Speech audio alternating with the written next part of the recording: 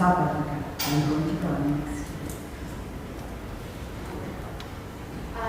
So the conference today is about the social determinants of health. And so the things that we're going to be covering during this talk are particularly poverty, gender, and access to education, and poverty disproportionately affects women and girls the world over.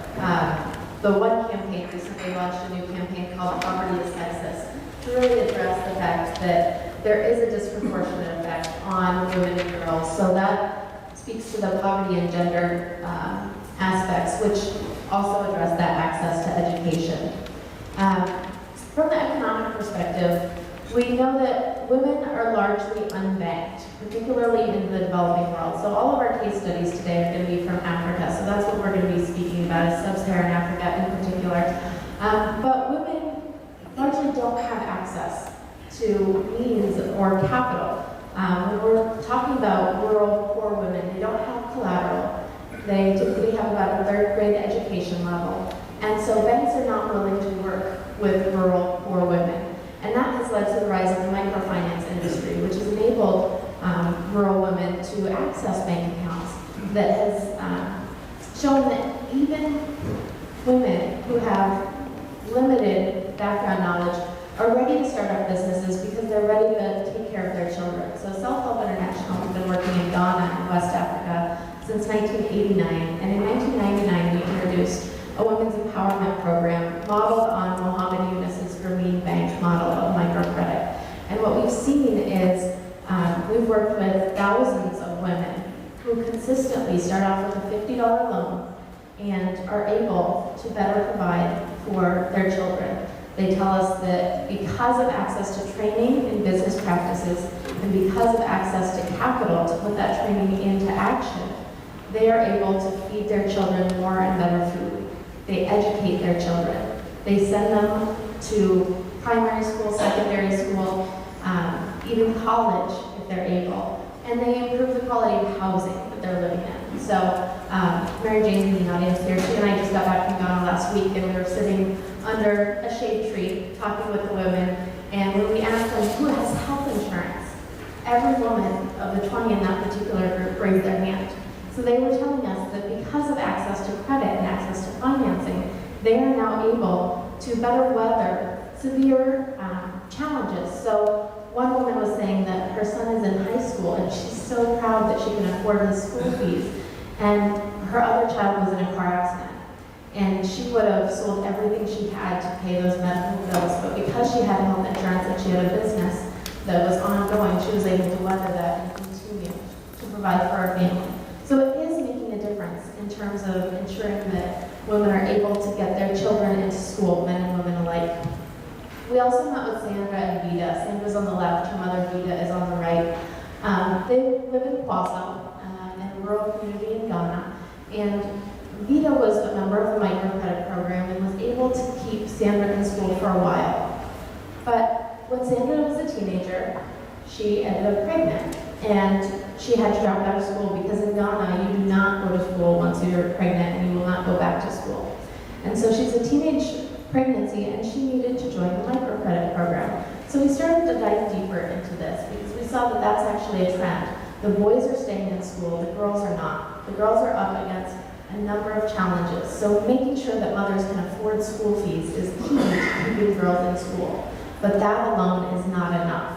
Girls are entering puberty, and that's the point at which they typically drop out for a variety of reasons, because they get their periods and they can't go to school because they don't have supplies available during that time.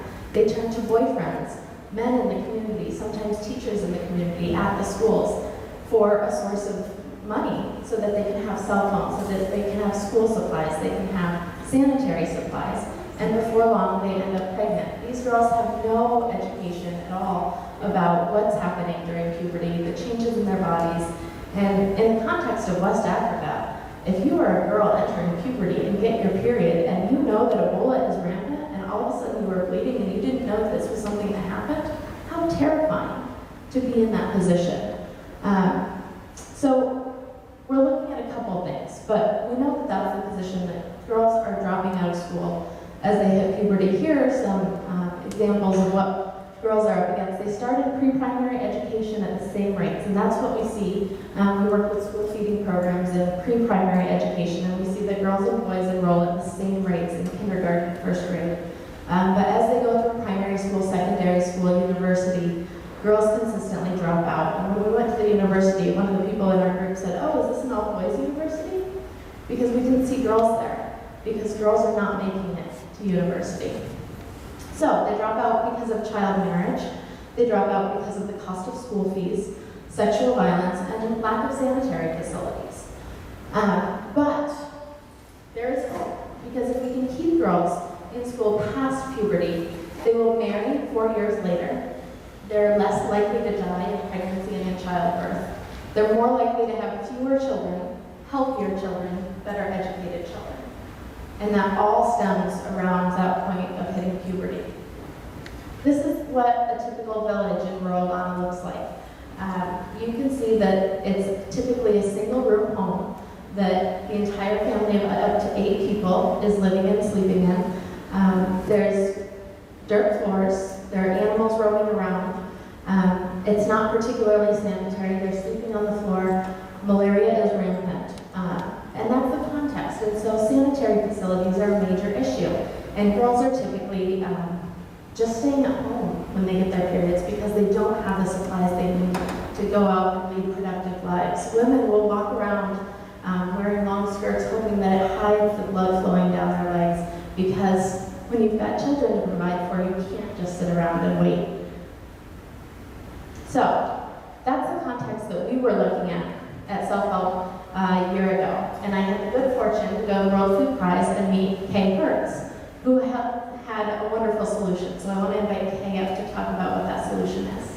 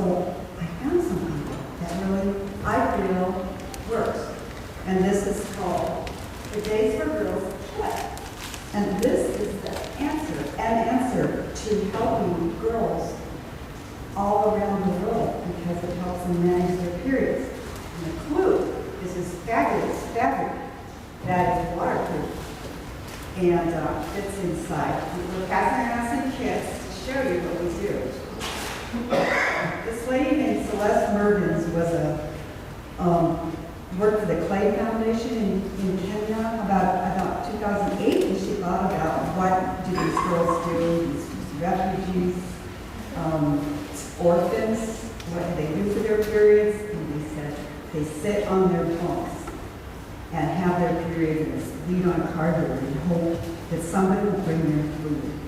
And her heart broke and she decided to change her focus. So she started working on these wonderful things.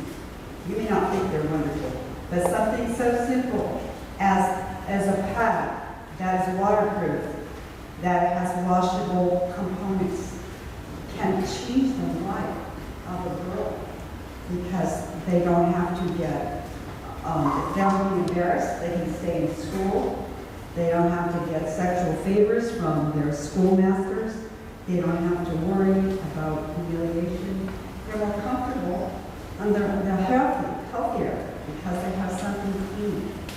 So they do have to wash these items. I mean, it's not exactly easy, but looking at an alternative, I would certainly do this if I had a chance. So what's so cool, I think, is that somebody like me in mid-Iowa can do something physical to actually empower the life of a girl far away and help her get education, help her stay in school, help her feel better about her body. And we don't just give these to people, we do training with them. And the girls will be talking about what they did. We have ambassadors of women's health. We have day trainings. We have online courses. We don't just send these over in the mail. We have people partner. We partner with groups that are already growing. Like we partnered with Central College, Drake University, Simpson College. We partner with church groups. We have lots of Catholic, Lutheran, other church groups, Unitarian. We work with a Girl Scout group, an entire Girl Scout group. They love to do it. We're just always open to connecting with people in any capacity who are actually traveling to the place and give them training and help the girls understand why they're having their period, how to be clean, what is true and what is not true. Like one girl in South Africa, she said to me, well, is it okay to eat eggs when you're having your period? Just stuff that we think is totally no-brainer, they don't know. And so, for me, it's been a wonderful experience meeting people and helping people make these kits. I can come to your group, speak to your group and help your group get started. I can connect you to other groups in your area, or if you just want to make part of it. And like these are just the liners. This is just flannel. Something so simple and so cheap. It's just a lifesaver. And the reason we make them look like this is they look like washcloths, we hope.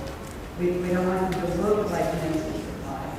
Another thing that the stigma of anything that's related to feminine hygiene is embarrassing to the girls, I guess. And they don't want people to, well, they have to hang all their clothes up, so if they hang up a bunch of things that are white, that are stained brown, they're going to look bad.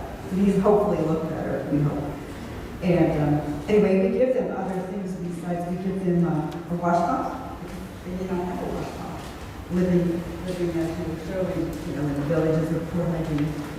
We give them little plastic bags. These are Ziploc brand plastic gallon-sized freezer bags. And you think, well, why Ziploc? It's because Ziplocs are better, I hate to say it, but it's true. They will last. These kits last for 3 years with good care. This gives a girl a leg up to just stay longer. By the time we hope by 2022 we can reach every girl and woman in the world. Now that's a big thing. But anyway, these provide small washing machines, a hand machine. So they don't have to put their dirty items in there. And when they go to school, they can carry them in their bag and seal them in, they can soak them during the day. And they can actually use it as a little washing machine. So cool. I mean, we wouldn't have thought this, but somebody did. And dump out the water where you can see, and then they can put clean water in there and finish washing. And so we put in 2 of these, I suppose. One might not last for 3 years. But many girls don't have underpants, believe it or not. So actually, some girls if they don't have underpants, in the past, they might take a piece of cloth and wrap it around a rock, a flat rock, and then kind of hobble, to where they have to go. I mean, that's one thing. That doesn't sound like very much fun to me. So I'd rather do this, So anyway, we give them 2 pairs of panties. And if they're white, we dye their feet because they like pink. Girls like purple. So that's what we do. And it's something I really found very, very rewarding. I hope to be doing it till I'm 90, 95 in some capacity. If you can't sew, by the way, you can raise money, you can talk to people, you can do non-sewing components. There's something for everyone who's interested. Everyone who's interested. Oh, we work with young girls too. We work with community concept girls who we at Martin, we part of the district program. And by the way, here's some of the stuff you might have to use if you're a girl or a woman. Dirty rags, corn husks, whatever it is, it's corn stover. Just junk, just leaves, just anything that you find, I mean, just never occurred to me. Oh, I'm making a mess. So, Kay, what happens to a woman's health if that's what she's using? Well, She women doesn't can have get, access to sanitary they get rashes for one thing. They can get pelvic inflammatory disease, which makes them infertile. They get, they get infections, urinary tract infections, vaginal infections. It's just not healthy.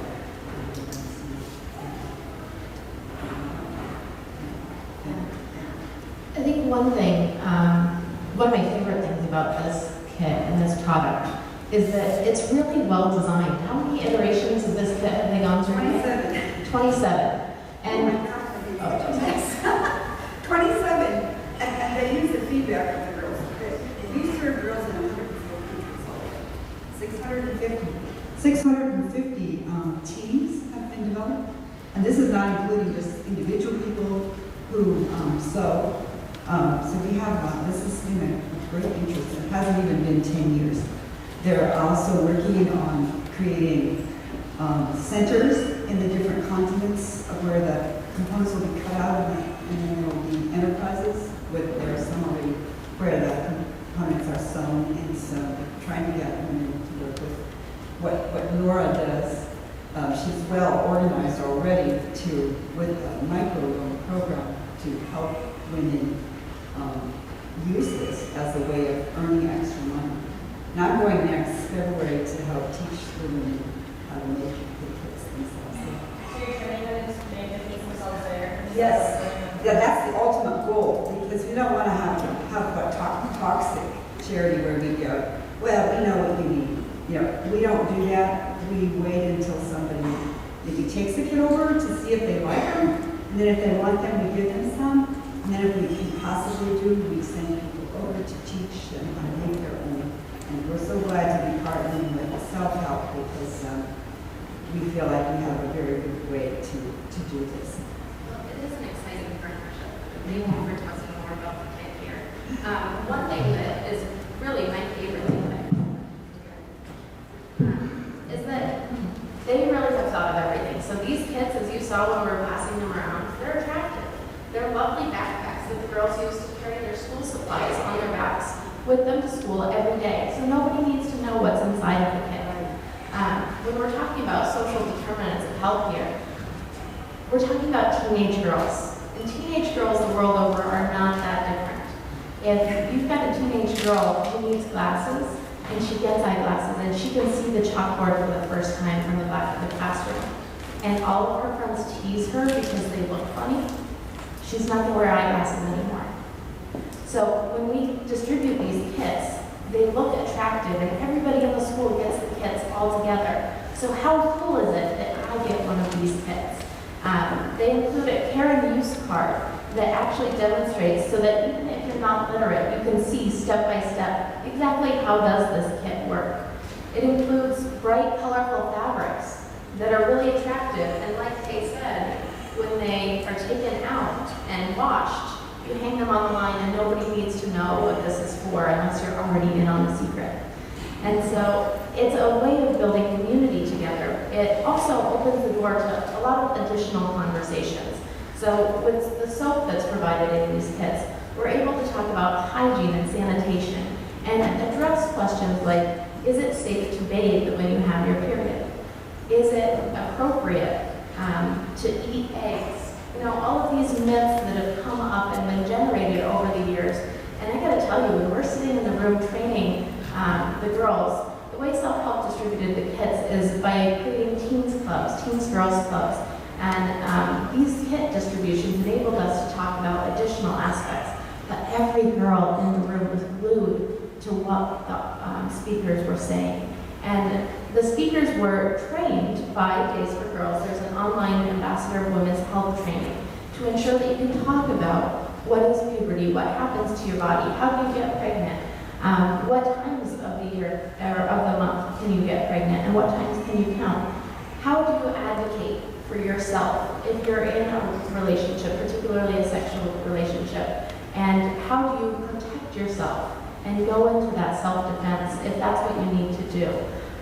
Talking about HIV prevention. Now, we are an agriculture and economic development organization, so health is not in our wheelhouse. What we are able to do is provide access for groups like Days for Girls, for other health-based organizations to partner and provide that ongoing training. But because they are effective, they're simple, everybody's glued to the speaker, and the women, the mothers in the room who had 6 children are asking questions because nobody's ever talked to them about this before. And how can they teach their daughters if they don't know what's actually true themselves?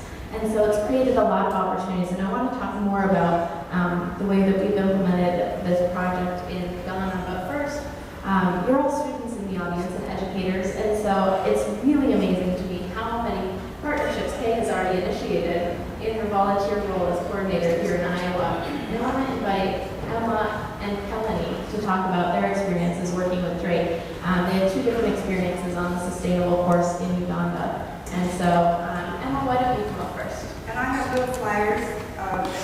There's a website, wonderful website. I also have my cards. So we have my phone number and my contact information. So if you are interested, contact me and I will work with you. All right, so I went to Uganda almost a year and a half ago now. As you can see, I distributed kids at 3 different schools, 2 primary and 1 secondary. This is me demonstrating a kit on top of the table, trying to engage the girls, be funny, get them involved in the conversation, and they were all laughing at me. As I don't know if you can kind of see, but they just had a great time and walk around on the table telling them about this and teach them about it, and they just loved it. They soaked in everything. So that's really the happiest story I have from giving these kids away.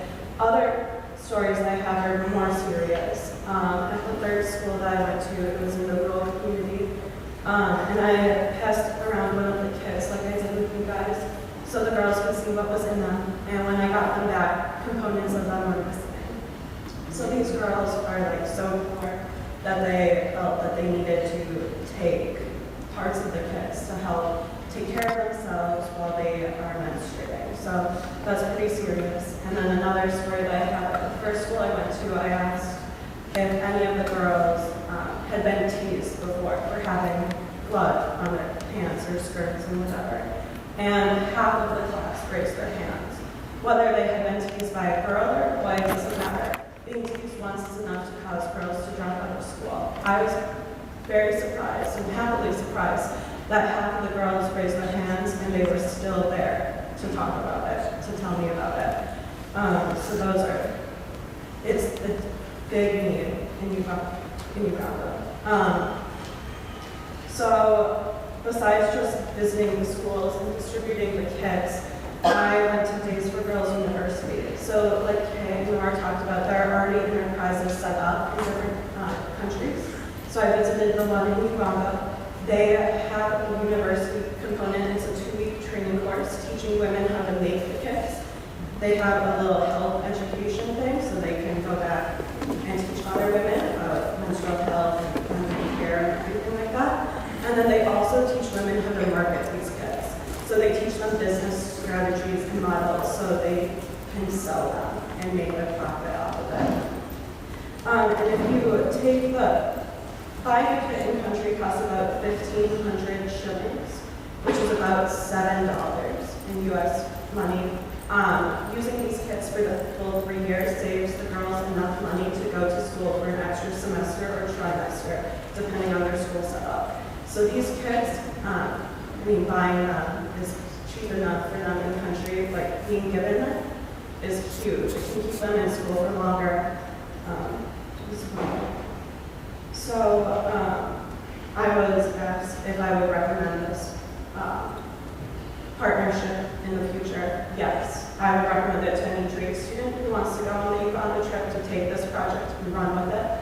I would recommend any other college to set up a partnership, whether you are staying in or like going to Uganda or going to any other African country, they also distribute them in the Asian countries and South America, I believe, as well. So no matter where you go, there's always going to be a need for these kids. Obviously, half of the population gets periods at some point, so it is important.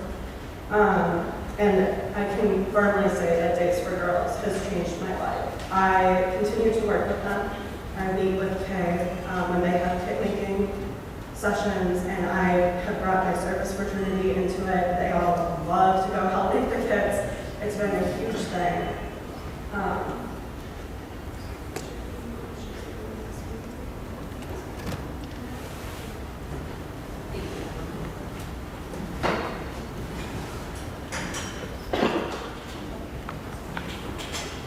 Hello again, everyone.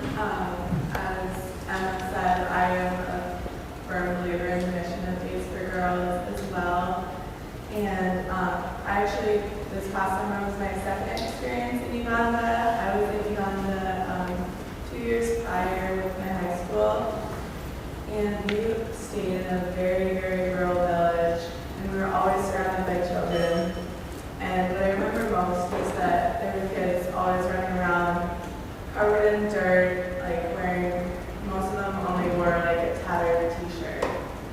And it didn't strike me. I never even thought the first time I was there that these girls are going to have to somehow deal with their periods. And then when I was thinking about what project I wanted to do the second time that I was going around, I thought back to those kids that were only wearing tattered t-shirts. And then I thought, wow, what do these kids do? What do these girls do, when they start menstruating? And I learned that in research, most girls, they sit in their huts. They sit, maybe they have cardboard to sit on, maybe they take mud or leaves or some dirty fabric, and you can all imagine the problems that causes. So just being able to partner with Days for Girls and to empower these girls, to get them to stay in school, it's just such an important mission. And so I did 2 different kit distributions. So we went to a primary school and also to a health clinic. And so the first distribution to primary school, it just went incredibly. The girls were so engaged. However, at the beginning of our presentation, we always started and we asked, can any girl tell us what a period is? We tried to get engagement, we tried to have a conversation with these girls. And one girl raised her hand, we called on her, and she said, oh, period is when your body gets sick. And most of the girls seemed to agree with her, and they were nodding. And the education that then we were able to provide them with Days for Girls was able to dispel this myth, and it was able to teach them that this is a normal bodily function, and there are ways we should take care of it, and then also about the hygiene that should accompany the period. So that was very important. And then the second distribution that we did at the health clinic, it also went very well. So we presented to a classroom of girls, and we closed the doors to the boys running around. They didn't get to be a part of this talk. So as we had opened the doors at the end as we were distributing the kits, and there was just a mass of girls outside. There were at least 20 more girls that hadn't heard our presentation and were eager to get these kits because the word had traveled fast around the clinic that we were there distributing kits. And so we took a break for lunch, and then we did a second distribution there. To me, that showed just how big the need is and how big of an issue this is, especially in these rural communities. And as Emma said, the Days for Girls Enterprise and Days for Girls University in Uganda, that's just a very important way that way, after 3 years, these girls, they're not going to be able to use these kits anymore as components are deteriorated. And so there's going to be somewhere local where they can choose to purchase another kit or some replacement parts instead of having to either buy disposable products, which are a lot more expensive, or to find other means to deal with their periods. So again, I also would recommend this to any other schools. I know a couple other colleges are here, or if there are any JAG students here interested in the Uganda project, to just keep continuing this project, because this partnership is just incredible, and the work that is done is just invaluable. Thank you.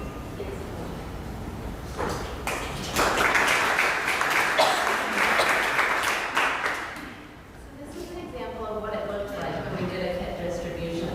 And we asked the girls in advance if they were comfortable with having their photos taken, and yes, they were. They liked having their photo taken. And we weren't sure, because this is a pretty conservative community, but we took different sizes of panties so that you could size the girls and make sure that they have the right size, because the kit only works if you actually have the panties. And going back, what was striking to me was that they're all comparing what color of underwear they got. And they probably don't have underwear. So this kit only works if it includes the underwear, which is available on the local market. So for some people, if we didn't have quite the right sizes, we still issued them so that they would be able to then just go barter or exchange them. The other thing that was just shocking to me is that we have these piles and piles of kits.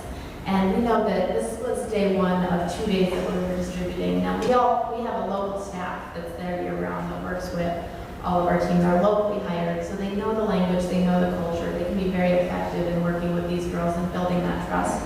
And so not all the kits were going to be distributed within that week, because we wanted to make sure they were well trained and able to use them correctly. But out of the 100 kits that we distributed that day, not one girl asked for a different color, a different bag. I like that one better. No, I want that one.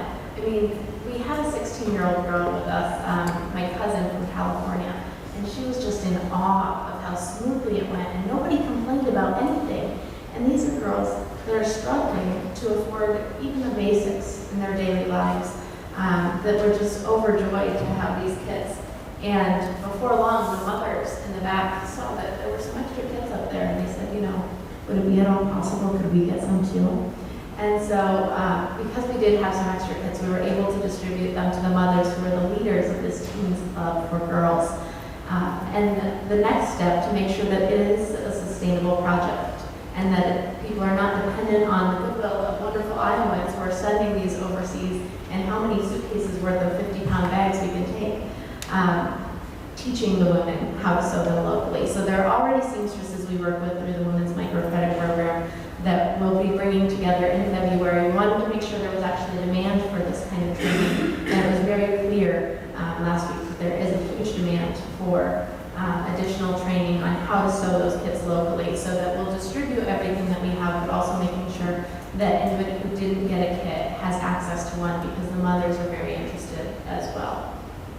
Here you can see this is the leadership from the Poso community. Vivian on the left is involved with Self-Help's microcredit program, and she's one of the mothers who was leading the group and talking to the girls. And as part of this program, we wanted to make sure it's locally appropriate and acceptable to the community at large, not just the women and the girls, but the men as well, and that it's not seen as a threatening club or program.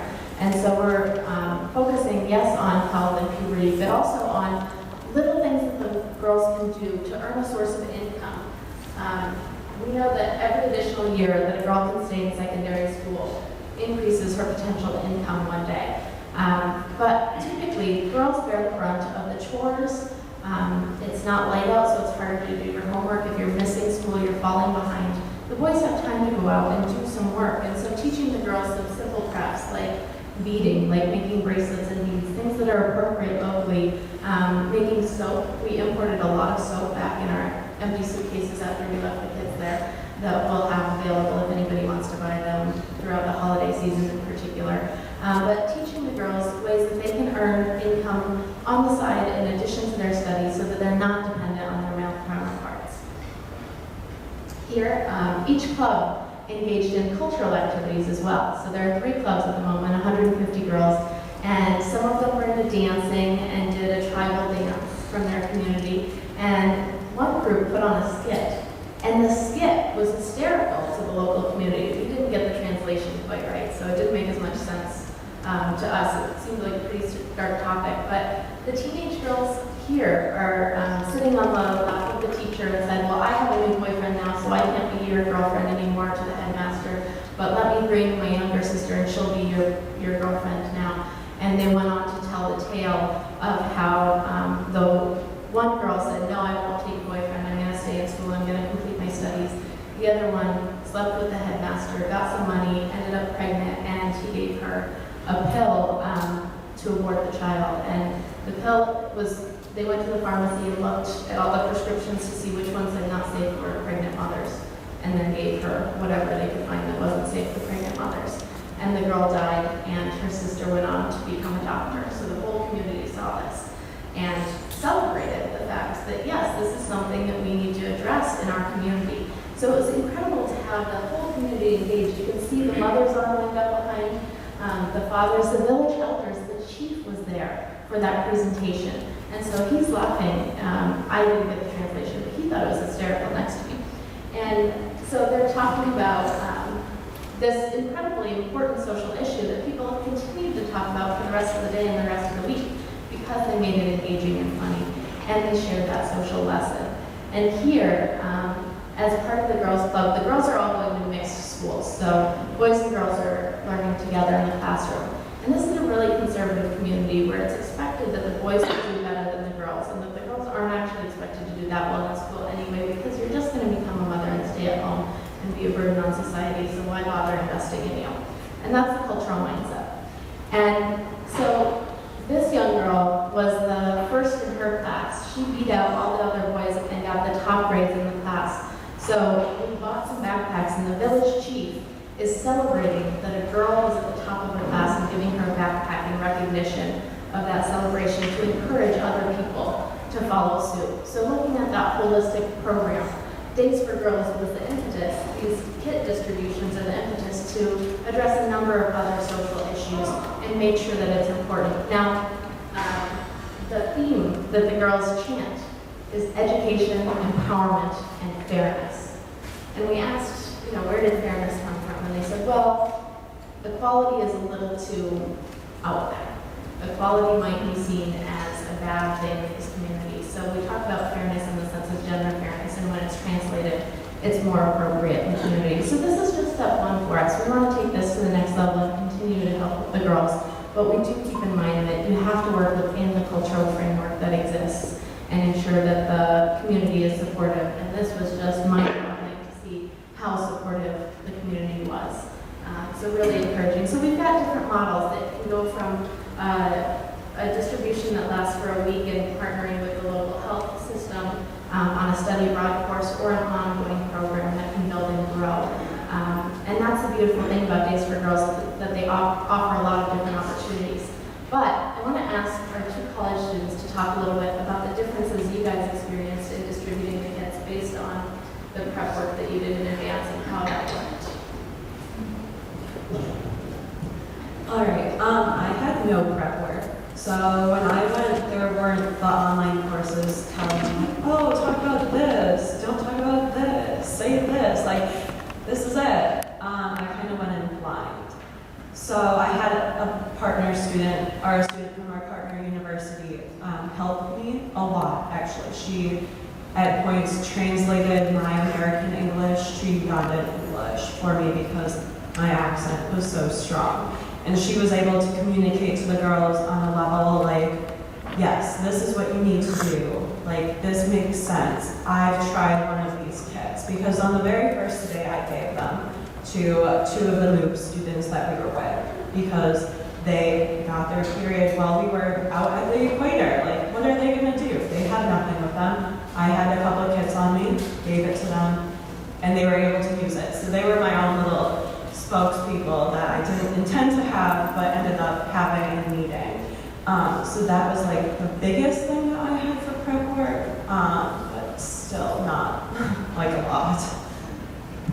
So since I did this then the year after Emma, I was able to hear about her experiences and the challenges that she had and how she addressed them. And also from Kay, she made a nice little booklet going through the distribution and the kit, as well as I also did the Ambassador for Women's Health training through the Days for Girls online program. And that was very, very beneficial. Going into it, I knew topics that I should address, how I should address them, topics that are more difficult to address, and how to go about that. It went as far as discussing FGM and how to use a bridging technique to be culturally sensitive when discussing that. on where you are and what setting you're in. That could be a useful topic to discuss as well. Female genital mutilation. So that's a problem that's faced in a lot of rural African communities. The issue there is that it's like a cultural rite of passage for the women. And so what the Days for Girls program outlined was a way to acknowledge the importance of the cultural celebration of the girls, but to get rid of the physical mutilation. So we just focus only on menstruation and health education in our presentation, but the Days for Girls online course is very, very thorough. So that was very helpful. So we want to make sure we have time for questions. Are there any questions in the audience? Yes, you mentioned some of the issues that interfere with the girls' ability to stay at school. Did any of you encounter the relationship between poverty and dowries? And mentioned child marriage, but did you encounter that at all in your business? That's a great question. So the question was about whether there's any correlation with dowries that are being paid when girls get married. And what we frame it as is if your daughter is able to stay in school and able to get an education and get a formal job, she's able to better contribute to her family when she is married into a new family. And in that way, it's actually better for the family. They receive a higher dowry as part of that, and the daughter can contribute.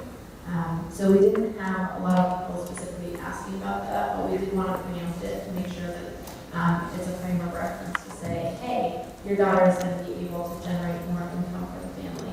And that's something that we've learned when working with the Women in the Microcredit program also, that you want to make sure that it's framed in a way that it's beneficial to the male head of the household for his daughter or his wife to be engaged in economic generating activities.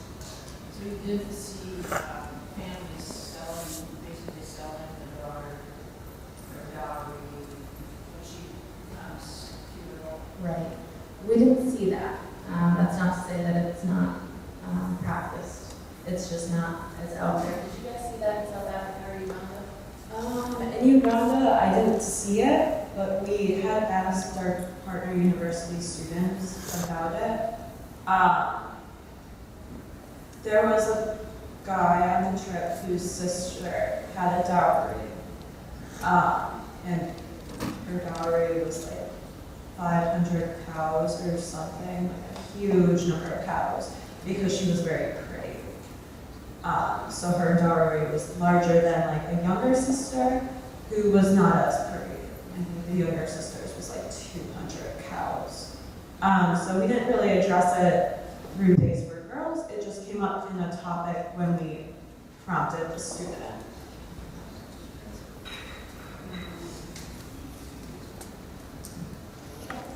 Well, I'm just curious, it seems like in this country, what I've seen over the years, as I think it's a number of factors, but it seems like young girls tend to get their periods younger and younger in our society.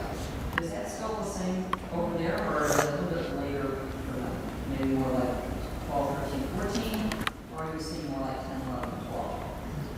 So for our purposes, we're targeting girls from 10 to 20 years old, and we got a lot of questions like what is normal? How early should you be starting? How late should you be starting? What's normal or abnormal? When should you be concerned? Ages are a challenge.